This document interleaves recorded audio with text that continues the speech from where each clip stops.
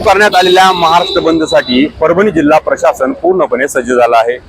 परभणी जिल्ह्यातील एकूण पोलीस दल यासोबतच हिंगोली, सोलापूर आणि जालना येथील SRPFच्या विशेष टीम परभणीमध्ये सुरक्षेसाठी तैनात करण्यात आलेल्या आहेत। ज्या दिवशी हा हिंसाचार भडकला त्या भागामध्ये विशेष पद्धतीने पोलिसांना मैदानामध्ये उतरवण्यात आलेलं आहे। परभणी शहरातील बाजारपेठेचा जर विचार केला, आज सकाळपासून शहरातील बाजारपेठ बंदच आहे। हळूहळू रस्त्यावरील वाहतूक नेहमीप्रमाणे होत असली तरी बाजारपेठ एकूण पूर्णपणे बंद ठेवण्यात आलेली आहे। त्या दिवशी झालेल्या हिंसाचारानंतर पोलीस प्रशासनाने शहर आणि जिल्ह्यामध्ये कुठेही पुन्हा तशा प्रकारचा दंगा होऊ नये आणि लोकांमध्ये जनक्षोभ दिसू नये यासाठी मोठ्या प्रमाणामध्ये पोलिसांचा बंदोबस्त मैदानात उतरला आहे। यासोबतच महसूल प्रशासन असेल, जिल्हाधिकारी हे स्वतः या परिस्थितीवर लक्ष देऊन आहेत। नांदेड रिजनचे IG शहाजी उमाप यांनी देखील परभणीला भेट दिली असून त्यांनी देखील परिस्थितीचा स्वतः आढावा घेतलेला आहे। एकूणच आज पुकारण्यात आलेल्या बंद दरम्यान परभणी जिल्ह्यात परिस्थिती नियंत्रणात ठेवण्यासाठी प्रशासन सज्ज झालं आहे। सोबतच बंद पुकारणाऱ्या विविध संघटनांकडून देखील हा बंद शांततेत पार पाडावा असं आवाहन करण्यात आलं आहे।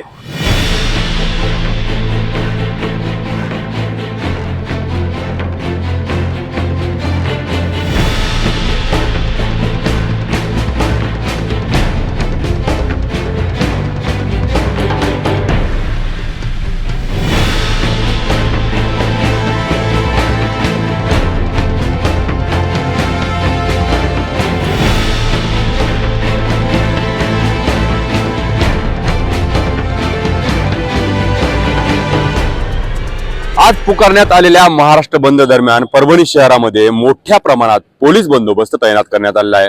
परभणी शहरातील प्रत्येक चौकामध्ये, प्रत्येक कॉर्नरवर अशा पद्धतीने पोलिसांचा बंदोबस्त तैनात करण्यात आला आहे।